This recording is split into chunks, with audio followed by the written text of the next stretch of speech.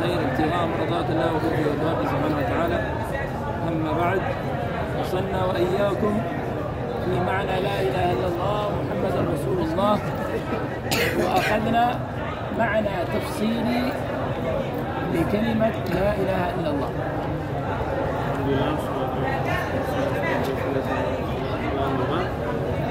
Kita sudah bahas tentang makna la ilaha illallah dan juga kita sudah bahas tentang makna mendetail tentang kalimat la ilaha illallah, tiada Tuhan selain Allah. والآن سنتكلم عن معنى محمد رسول الله. Dan kita akan membahas, pembahasan hari ini adalah makna kalimat Muhammadun Rasulullah. Muhammad adalah utusan Allah. يعني معنى أشهد أن لا إله إلا الله وأشهد الكلمة نفس المعنى. كلمة أشهد الأولى وكلمة أشهد الثانية هي تحمل نفس المعنى. Di kalimat yang pertama, saya bersaksi tiada Tuhan selain Allah. Nah, di kalimat yang kedua pun, saya bersaksi bahwasanya Muhammad adalah utusan Allah. Saya bersaksi di kalimat pertama dan yang kedua itu mengandung makna-makna yang sama.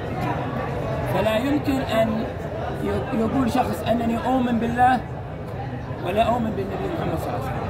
Tidak mungkin seorang yang beriman mengatakan saya beriman kepada Allah tapi saya tidak beriman kepada Rasulullah. Itu tidak mungkin, tidak diterima. فلا يكون دخول إلى الإسلام إلا بأن تؤمن بالله ورسوله.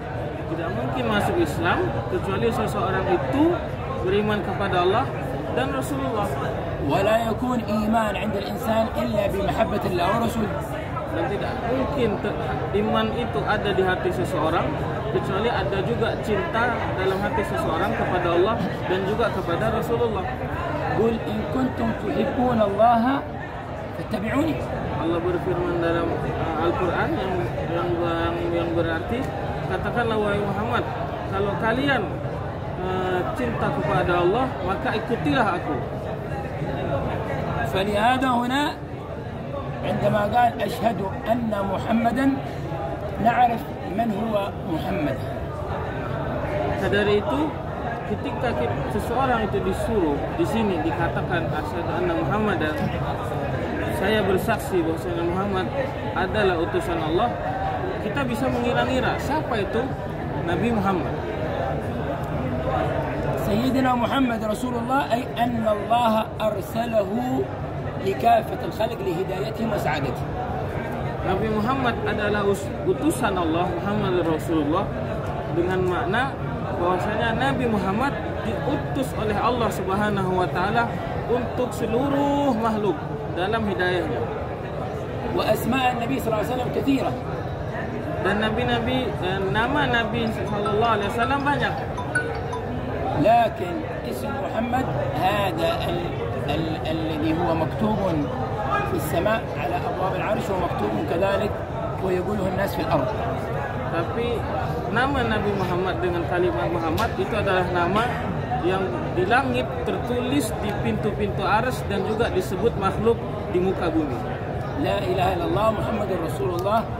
دائما لا نستطيع أن نقول أننا نرتبط بالله إلا بارتباطنا بسيدنا محمد. La ilaha illallah Muhammad Rasulullah. Tiada Tuhan selain Allah. Nabi Muhammad adalah utusan Allah.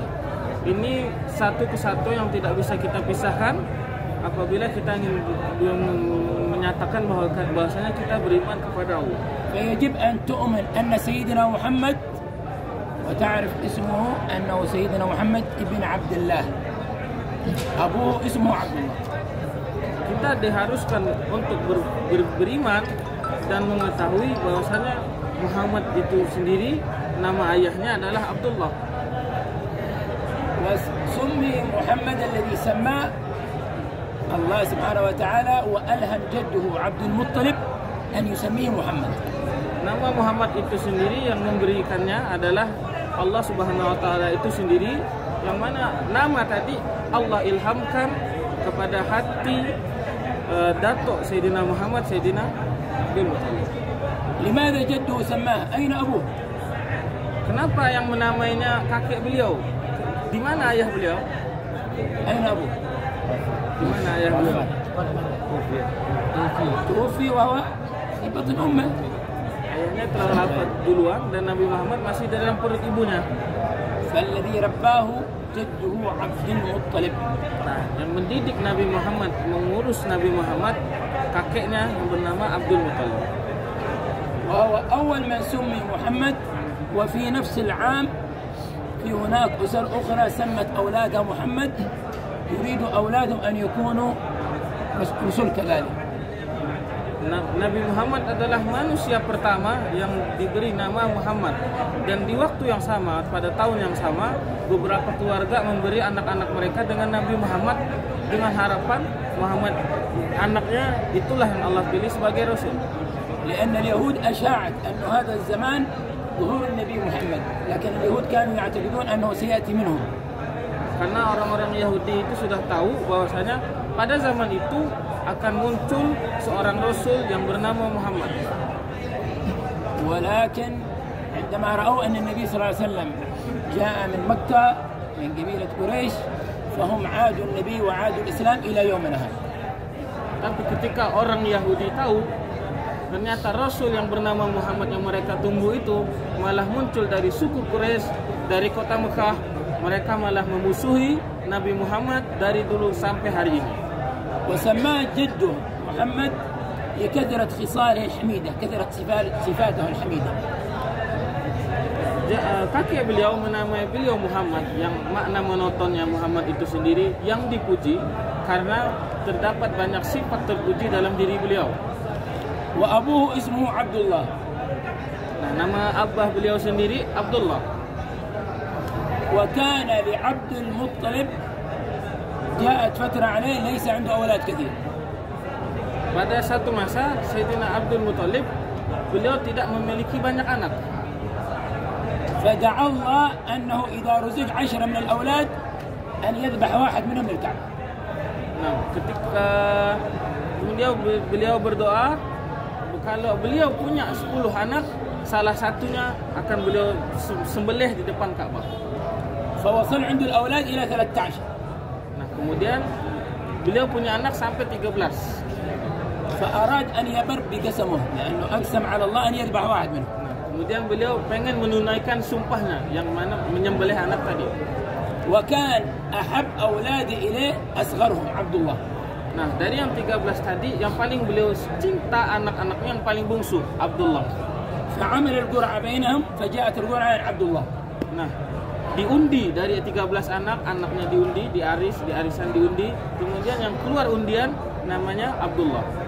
وحاول مرة ثانية وثالثة يريد القرعة تأتي عن آخر جاءت عن عبد الله. Diulang 2 kali, 3 kali, yang keluar undiannya tetap Abdullah. لكن اجتمعوا كبار قريش وقالوا لعبد المطلب إذا أنت ذبحت واحد من أولادك ستكون هذه سنة تمشي عليها قريش إلى مدى الدهر. هذا خطير، كل واحد عنده 10 أولاد يذبح واحد من أولاده، هذا سيكون خطير. Nah, kemudian pembesar Quraisy berkumpul, bermusyawarah, memberitahu beliau, kalau memang anda Abdul Muttalib, karena engkau adalah pembesar dari kaum Quraisy, kalau kamu benar-benar sembelih anakmu, ini akan menjadi hal yang akan diikuti terus oleh kaum Quraisy, dan ini hal yang berbahaya. Setiap punya 10 anak sembelih berbahaya. فتشاوروا أن يذهبوا عند أحد النساء من الرهبان ويشاورونها في حل هذا الأمر. Nah, kemudian mereka bermusyawarah dengan salah satu perempuan yang mana seorang pendeta untuk mencari solusi dari masalah ini. فأشارت عليهم أن يضعوا 10 من الإبل مقابل عبد الله ويجعلوا القرعة بينهم. Nah, kemudian perempuan tadi memberikan solusi bahwa ambil 10 unta dan Sayyidina Abdullah tadi dan diundi, dan 10 unta tadi sebagai ganti Sayyidina Abdullah. فإذا جاءت القرعة عن عبد الله يزيد 10 أخرى 20. جاءت القرعة عن عبد الله يزيد 10 30 وهكذا حتى تأتي القرعة عند الإبل. Nah, 10 unta Sayyidina Abdullah diundi. Kalau memang yang keluar tadi nama Sayyidina Abdullah, tambah lagi 10 unta jadi 20. Kalau keluar lagi tambah lagi 30 dan seterusnya.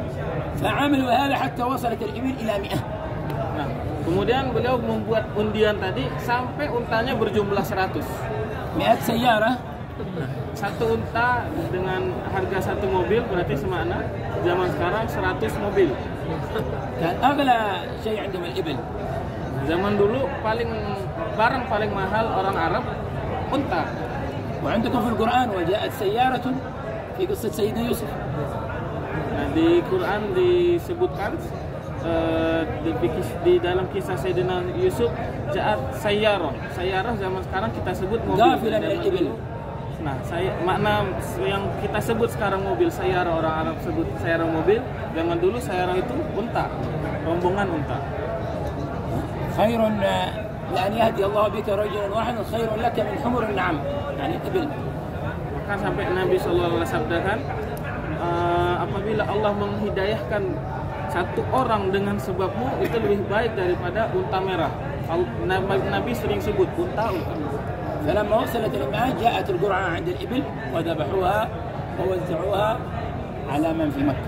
Nah, ketika unta tadi sudah sampai 100, barulah undian tadi muncul untuk si unta. Maka unta tadi disembelih dibagikan ke orang-orang di Mekah. وعلمت قريش لماذا كان هذا الأمر لأجل جعل الله ذلك لأجل يعلم الناس أن في هذا الرجل سر. Orang Quraisy pun tahu bagaimana hal ini terjadi, ada sinyal dari Allah Subhanahu wa taala bahwa pada diri Sayyidina Abdullah terdapat sir, sebuah rahasia. فلهذا يقولون النبي ابن الذبيحين. Nabi SAW menyebut dirinya sendiri, saya anak dari dua sembelihan. الذبيح الأول أبوه. Sembelihan yang pertama abahnya. والذبيح الثاني سيدنا إسماعيل جده سيدنا إسماعيل بن إبراهيم. Sembelihan yang kedua adalah kakeknya Sayyidina Ismail, yang mana diperintahkan Nabi Ibrahim untuk menyembelih Sayyidina Ismail. سيدنا محمد من عبد الله بن عبد المطلب جده عبد المطلب الذي رباه. Sayyidina Muhammad anaknya Abdullah, anaknya Abdul Muttalib. Inilah Sayyidina Abdul Muttalib, beliaulah yang mendidik, merawat Nabi Muhammad SAW. ولكن ليس اسمه عبد المطلب. Tapi nama asli beliau bukan Abdul Muttalib. ما هو اسمه الصحيح؟ Apa nama asli beliau? ها؟ بعدين أبوه هاشم عبد المطلب بن هاشم بارك الله فيه. اسمه شيبة. تمام. اسمه شيبة. Nama asli kakek beliau adalah Syaibah. أبوه هاشم كان دائما في التجارة إلى غزة. Bapaknya Sayyidina Syaibah ini, kakek Nabi Muhammad yang aslinya Abdul Muttalib namanya Syaibah. Bapaknya Hashim. Hashim ini selalu melakukan perdagangan di daerah Gaza. وهناك زوجته في غزة وولده شيبة ولد في غزة. Nah, di sana di Gaza istri beliau di sana, dan anaknya yang bernama Syaibah tadi lahir juga di Gaza, anak si Sayyidina Hashim. وتوفي في غزة. Dan beliau sendiri tufi di Gaza. بعد ذلك أخوه المطلب، أخوه اسمه من؟ المطلب. أخوه في مكة قال سأذهب إلى غزة وآخذ معي ابن أخي. Ketika Sayyidina Hashim meninggal di Gaza, Sayyidina Hashim punya anak lain yang mana namanya Muttalib. Muttalib ini jadi saudaranya si Syaibah di Mekah. Beliau bilang, saya pengen jemput saudara saya nanti di Gaza. Kemudian beliau pergi ke sana untuk menjemput saudaranya yang namanya Syaibah. فذهب إلى غزة وطلب من أمه أن تعطيه ابن أخيه لأجل يربيه في مكة حتى يحل محل أبوه.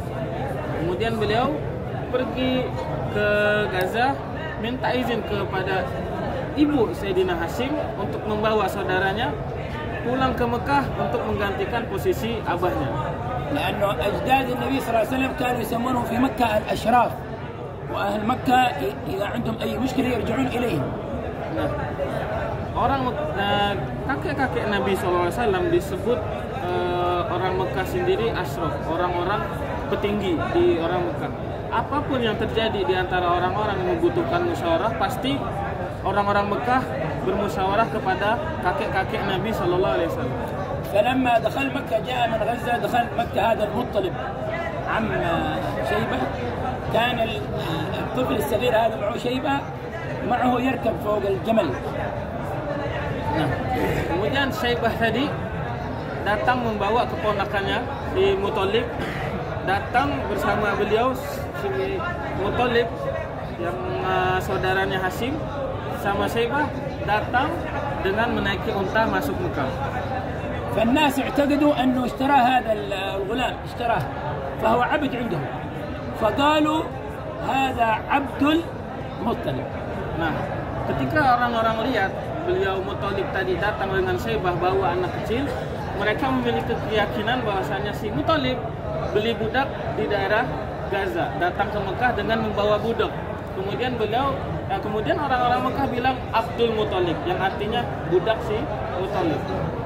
فبعد ذلك عرفوا أنه ابن أخوه وأنه اسمه شيبة لكن الاسم الأول بقي محله يقولوا عبد المطلب. Nah, setelah itu kemudian mereka tahu ternyata anak kecil tadi bukan hamba yang dia beli, tapi itu adalah anak saudaranya yang telah meninggal. Tapi yang namanya Syaibah, tapi orang-orang udah terlanjur tersebut yang nama yang pertama Abdul Muthalib terkenallah namanya Abdul Muthalib. وجعل الله بعد ذلك لما كبر عبد المطلب كان شريف مكة وجعل الله على يده حفر بئر زمزم وإعادتها. Kemudian Abdul Muthalib tadi Allah Subhanahu wa taala jadikan beliau orang petinggi Mekah. Bahkan ketika sumur Zamzam tadi tertutup, di tangan beliaulah terjadi peristiwa penggalian ulang sumur Zamzam. وصارت عند بني هاشم صارت عندهم سقاية الحجاج سقاية. Kemudian di Bani Hashim, anak Sayyidina Hashim, mereka lah yang menanggung, memikul beban untuk memberi minum kepada orang-orang yang datang haji. هاشم الذي هو جد النبي صلى الله عليه وسلم والقبيلة التي جاء من النبي يقال لها بني هاشم ليس اسمه هاشم كذلك. Hashim dan kabilah-kabilah yang disebut Bani Hashim tidak semua namanya Hashim. فلماذا سمي هاشم؟ Kenapa dinamakan Hashim? وما هو اسمه الصحيح؟ Dan apa nama asli beliau? اسمه عمرو. Nama asli beliau sendiri adalah Amr. ولماذا سمي هاشم؟ Kenapa beliau disebut Hashim? لأنه هشم الثريد الخبز هشمه ويخلطه مع اللحم ويوزعه على الناس. هشم تمام يعني يفته الخبز ويخلطه مع اللحم ولهذا سمي هاشم. Disebut Hashim karena beliau mencabik-cabik roti. Hashama artinya mencabik-cabik. Dihancur-hancurkan roti, kemudian dicampurkan daging dan dibagikan kepada manusia, dibagikan kepada orang-orang. Hashim itu sendiri ada satu akar kata dari Hashama yang maknanya mencabik, memisah-misah, mencabik-cabik roti. Dan ini Hashim bermakna objek dari akar kata tadi Hashama. Kalau kita mencabik, nah ini yang mencabik. Hashim makna monotonnya yang mencabik. وعبد مناف أبوه الذي ترجع إليه فخائف قريش بني هاشم بنو عبد شمس كل هؤلاء يرجعون إلى عبد مناف جد النبي صلى الله عليه وسلم. Nah, ada lagi kakek beliau namanya Abdul Manaf. Nah, orang-orang Quraisy, Bani Abdi Syams dan lain-lain ini pucuknya nanti ada lagi namanya Abdul Manaf. ولكن لما توفي عبد مناف لماذا اختاروا هاشم وهناك إخوان أكبر منه؟ Nah, kenapa ketika Abdul Manaf tadi yang harusnya beliau adalah penerus dari kakek-kakek yang dari atas Abdul Manaf, ketika Abdul Manaf meninggal, kenapa Hashim yang dipilih?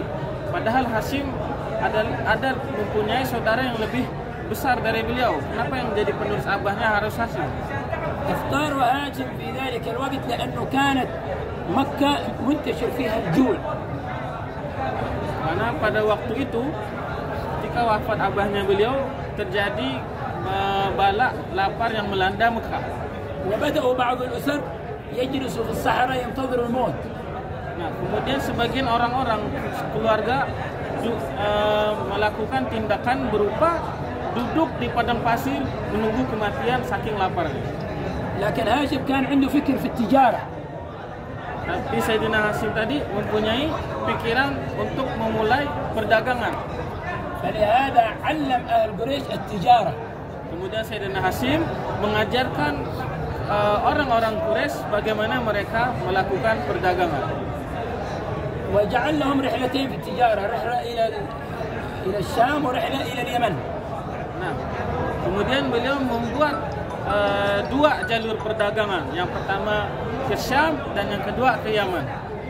وجاء عندكم في القرآن لإيلاف قريش إيلافهم رحلة الشتاء والصيف، رحلة الشتاء إلى الشام، رحلة الصيف إلى اليمن، الشتاء والصيف.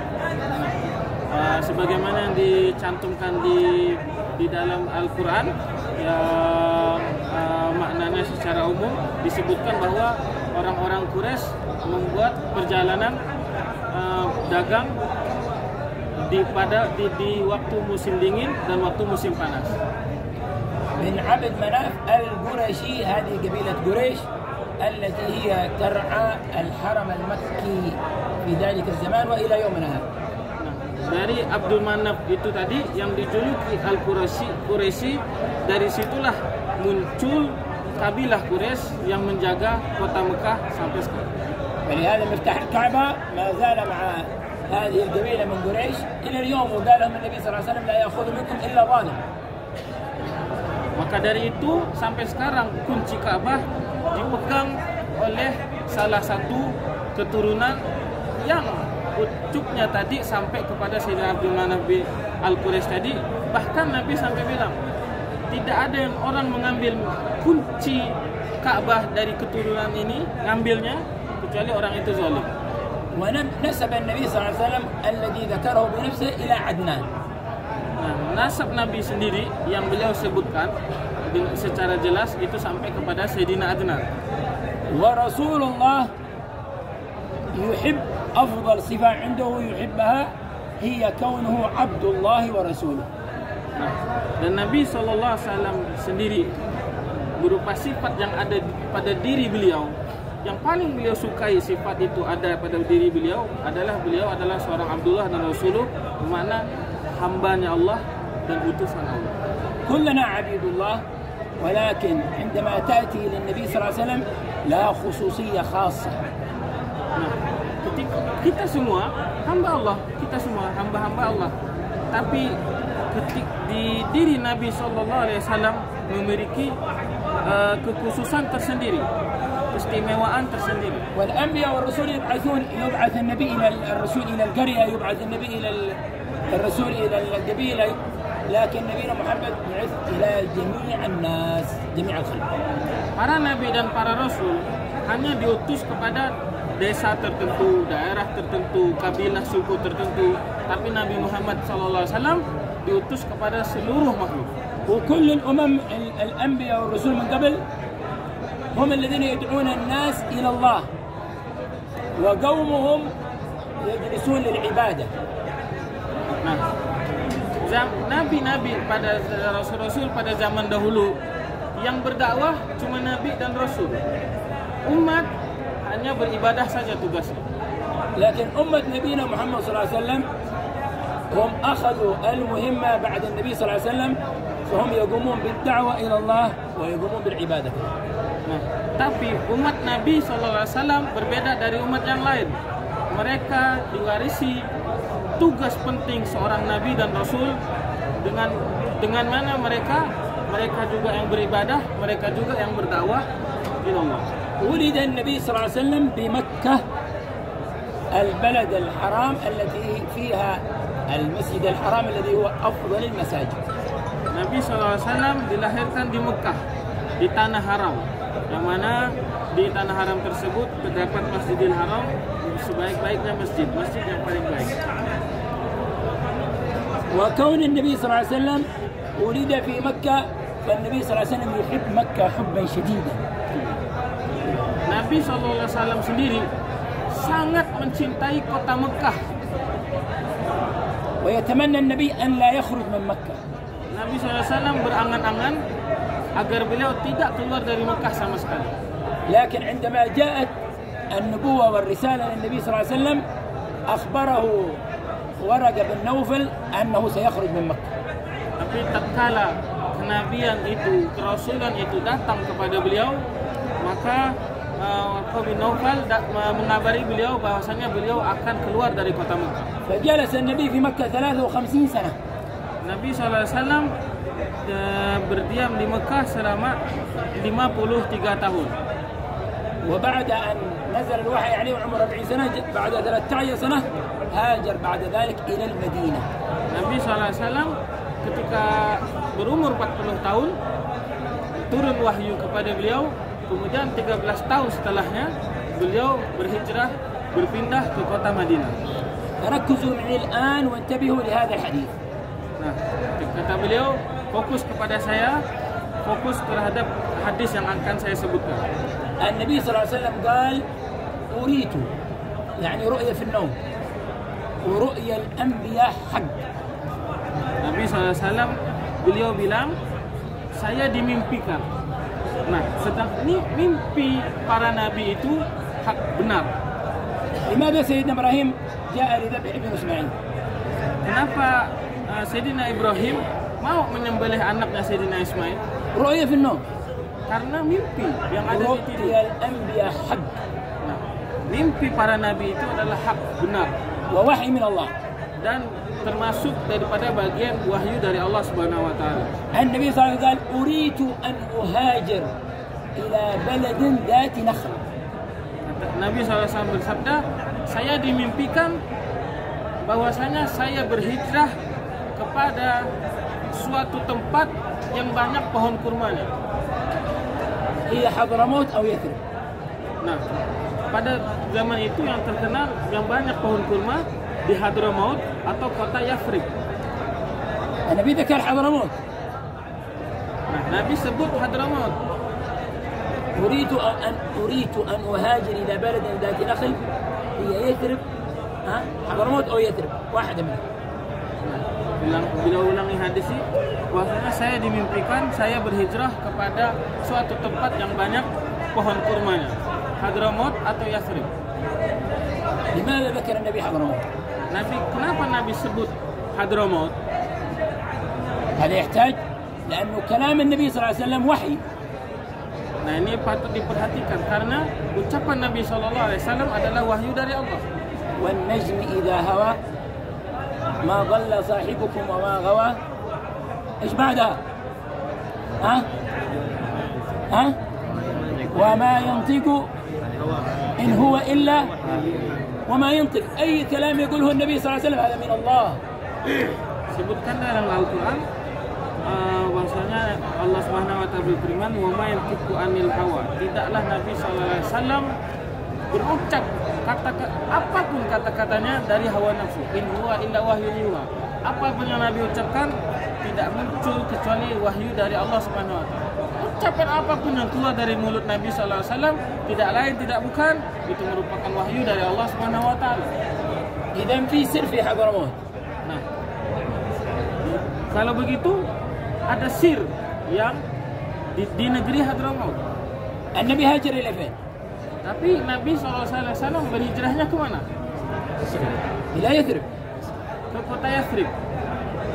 ولما هاجر إليها صار يقول لا تقول يثرب لأنه جعل اسمها طيبة الطيبة.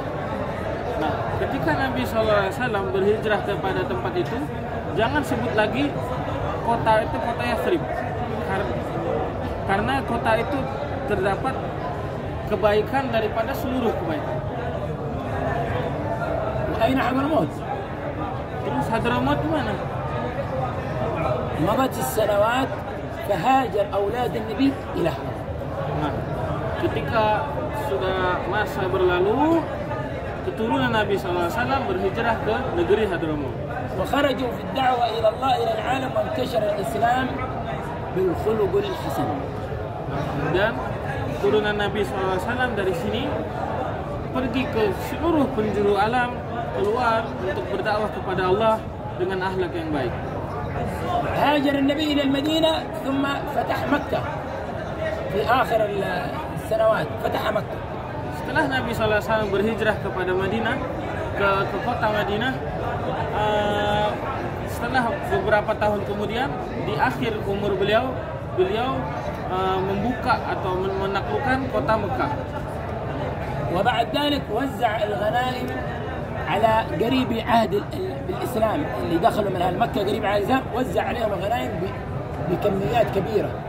Nah, kemudian beliau membagikan ghanimah harta rampasan perang kepada orang-orang yang baru masuk Islam. الشباب من المدينة تأثروا.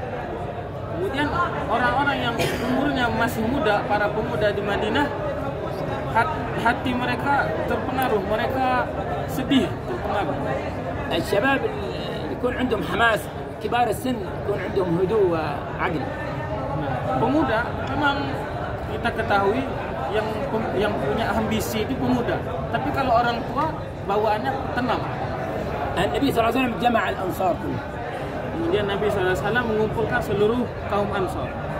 وكلمهم حتى لا يحدث أثر في إيمانهم.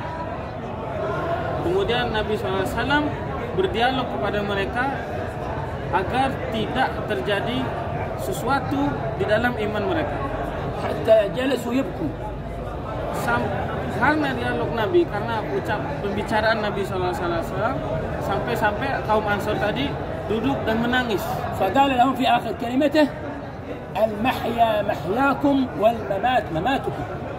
Sampai beliau berkata di akhir pembicaraan beliau, tempat hidup yang sebenarnya adalah tempat hidup kalian dan tempat mati adalah di tempat kalian. Yani beliau kalau dalam bahasa kita, hidup mati saya bersama kalian. وقال لهم أما يكفيكم يرجع الناس بالشاة والبعير بأمر الدنيا وأنتم ترجعون برسول الله. Nah, ketika mereka tadi yang sedikit terpengaruh karena pembagian harta rampasan perang yang banyak kepada yang lain, Nabi SAW bilang, apakah kalian tidak senang? Mereka pulang membawa harta, unta dan lain-lain, tapi kalian pulang membawa Rasulullah. ورجع النبي إلى المدينة وتوفي بها ودفن بها. Kemudian singkat cerita, pulang Nabi SAW ke kota Mekah dan beliau meninggal di sana dan dikuburkan pula di sana. حتى صارت مكة والمدينة من أفضل بقاع الأرض. Sampai Mekah dan Madinah menjadi tanah yang paling afdol di muka bumi. والعلماء اختلفوا أيهما أفضل مكة أو المدينة. Dan terjadi perbedaan pendapat di antara ulama mana yang lebih afdol, Mekah atau Madinah. كثير من العلماء يرون أنها مكة لأن فيها بيت الله. Banyak yang mempunyai pandangan bahwasanya yang paling afdol itu Mekah karena di Mekah terdapat Baitullah, rumah Allah. ولكن كلهم متفقين أن المكان الذي دفن فيه النبي صلى الله عليه وسلم هذا أفضل الأماكن. Nah, mereka yang memiliki pandangan bahwasanya Mekah lebih afdol daripada Madinah sepakat bahwasanya tanah yang paling afdol itu tanah yang mana Nabi SAW dikubur di dalamnya. والنبي صلى الله عليه وسلم قال في الحديث اللهم اجعل في المدينة ضعفي ما كان في مكة. Di dalam hadis Nabi SAW sabdakan, ya Allah jadikanlah di Madinah 2 kali lipat الحسنة في مكة ب100,000 حسنة. Amal kebaikan yang ada yang dilakukan di kota Mekah akan diganjar dengan 100.000 kali lipat kebaikan. المدينة 10,000. Sementara di Madinah hanya 10.000. بيت المقدس نسأل الله يعجل بتحريره 1000 حسنة. Nah, Baitul Maqdis semoga Allah percepat pembebasannya itu 1000 kebaikan. الإمام مالك مفتي المدينة يقول بعد حديث النبي صلى الله عليه وسلم في المدينة ضعفين، يعني 100,000 في مكة، في المدينة ضعفين 100,000 و100,000. Nah, Imam Malik yang menjadi mufti Madinah sendiri, beliau berpendapat setelah membaca hadis ini, beliau mengutarakan pendapat beliau bahwasanya apabila Mekah itu 100.000 kali lipat kebaikan digandakan, maka Madinah dengan redaksi hadis ini Madinah 2 kali lipat. Kalau Mekah 100.000, berarti Madinah 200.000. والنبي صلى الله عليه وسلم اسمه قبل أن يأتي الوحي اسمه الصادق المصدوق، هكذا ينادونه في مكة. Nah, Nabi SAW disebut-sebut sebelum beliau turun wahyu, disebut-sebut Shadiqul Masduq, orang yang jujur dan dipercaya. فلهذا هو صادق في كل ما أخبر به. Maka dari itu Nabi SAW jujur, merupakan orang yang jujur setiap apapun yang beliau kabari, beliau ucapkan. فليس مسلم من يكذب بكلام النبي محمد صلى الله عليه وسلم. Tidak bisa disebut sebagai muslim seseorang yang mendustai ucapan Nabi sallallahu alaihi wasallam. فمن ذلك مما أخبرنا به النبي صلى الله عليه وسلم من الغيبيات. إذا أخبرنا النبي الآن ممكن نقول لك هذه مروحة، هذا سراج، لكن الغيبيات أشياء لم تراها، فيجب علينا أن نصدق بها لأنها جاءت من نبينا محمد صلى الله عليه وسلم. Nah, maka dari itu apapun yang disebut oleh Nabi SAW berupa hal-hal gaib harus kita percaya. Mungkin lampu dan kipas kita bisa lihat, tapi jika Nabi SAW menyebut hal yang tidak terlihat, gaib sekalipun, kita harus percaya karena itu keluar dari lisan Nabi Muhammad SAW. فمن ذلك عذاب القبر، هذا يجب أن نصدق أن في القبر عذاب ونعيم. Maka dari itu azab yang ada di alam kubur, walaupun hakikatnya itu gaib, kita harus percaya, kita harus mengimani bahwasanya di kubur itu ada azab dan ada nikmat. وهذا بعد الانتقال من الدنيا تنتقل إلى مرحلة اسمها البرزخ، وهي في القبر إما تكون من أهل الجنة فأنت في نعيم، أو تكون من أهل النار فأنت في عذاب، ونسأل الله السلامة والعافية. Nah, kubur ini datang fase kehidupan setelah kehidupan dunia, yang mana fase kehidupan tadi disebut dengan alam barzakh, terdapat siksa dan terdapat nikmat. Apabila seseorang itu termasuk daripada penduduk surga, maka dia akan mendapatkan kenikmatan di kubur tadi. Tapi kebalikannya, apabila seseorang dicatat di sisi Allah Subhanahu wa taala daripada ahli neraka, maka dia akan mendapat siksa di kuburnya. Kita minta kepada Subhanahu wa taala sehat walafiat, lindungan dari azab tersebut. وفي القبر سؤال الملكين منكر ونكير. Dan di dalam kubur terdapat pertanyaan dari dua malaikat, Munkar dan Nakir. كل ذلك نصدق به لأن نبينا محمد صلى الله عليه وسلم قال لنا به. Nah, hal-hal itu semua harus kita percayai karena Nabi SAW sudah mensabdakan hal itu semua. ثم بعد ذلك تأتي مرحلة البعث من البرزخ ننتقل إلى يوم القيامة. Nah, kemudian fase kehidupan setelah alam barzakh, fase di alam hari kebangkitan pada hari kiamat nanti. جسمك هذا الذي تعتني به في القبر تأكله الدود، لا يبقى شيء منه. Tubuh kita yang selalu kita perhatikan ini nanti dikubur akan dimakan cacing, maka tidak ada sisa lagi. إلا شيء صغير في آخر العمود اسمه عجب الذنب. Kecuali tulang yang sesuatu yang bentuknya kecil sekali yang berada di ujung tulang punggung. عجب الذنب. Namanya ajbuz dhanab. شيء صغير. الذنب عرفت الذنب؟ لأنه آخر العمود. كأنه آخر فاسمه عجب لأنه شيء عجيب. هذا الشيء الوحيد صغير جدا لا يرى بالعين. تمام، شيء صغير هذا يبقى في بني آدم اسمه عجب الذنب. Nanti ada sesuatu yang kecil, kata beliau, anggota yang terdapat di tulang ekor, karena tulang ekor yang menjadi bagian terakhir daripada tulang punggung. Nah, bagian yang kecil tadi ini itulah yang tidak termakan oleh cacing dan lain selama dikubur. فإذا كانت يوم القيامة سننتقل من البرزخ إلى يوم القيامة تمطر السماء مطر، وهذا عجب الذنب ينبت بني آدم نفسه مرة أخرى. Nanti ketika datang fase selanjutnya, hari kebangkitan, hari kiamat, maka Allah akan menurunkan hujan, yang mana dengan hujan tadi dari bagian kecil yang terdapat di tulang ekor tadi, manusia akan tumbuh kembali seperti sedia kala.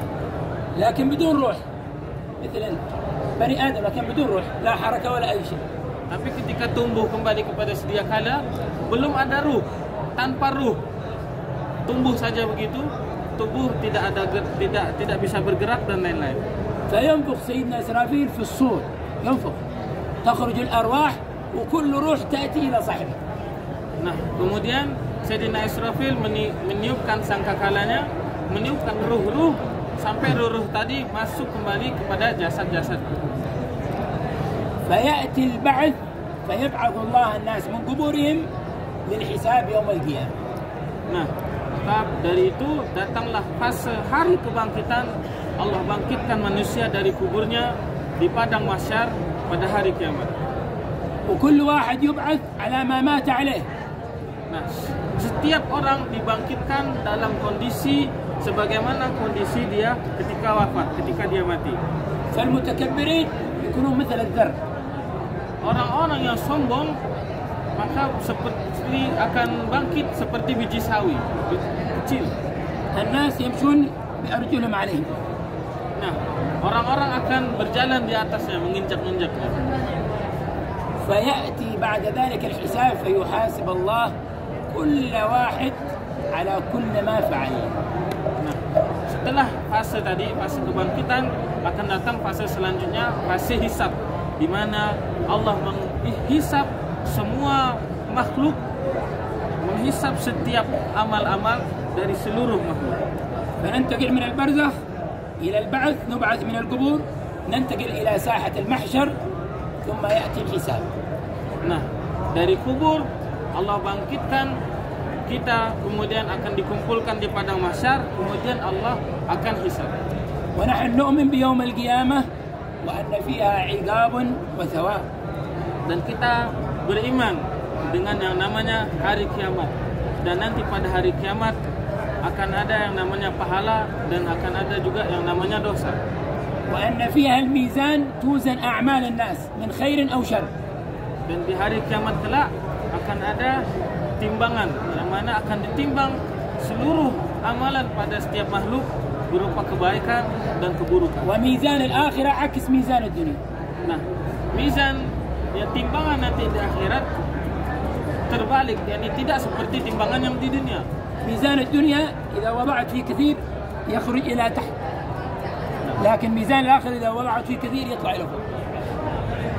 Timbangan yang di dunia yang neraca timbangan yang dua begitu, kalau kita taruh yang di sini yang banyak tadi, yang lebih banyak tadi, yang lebih berat tadi, itu yang akan turun. Tapi nanti di akhirat tidak, terbalik.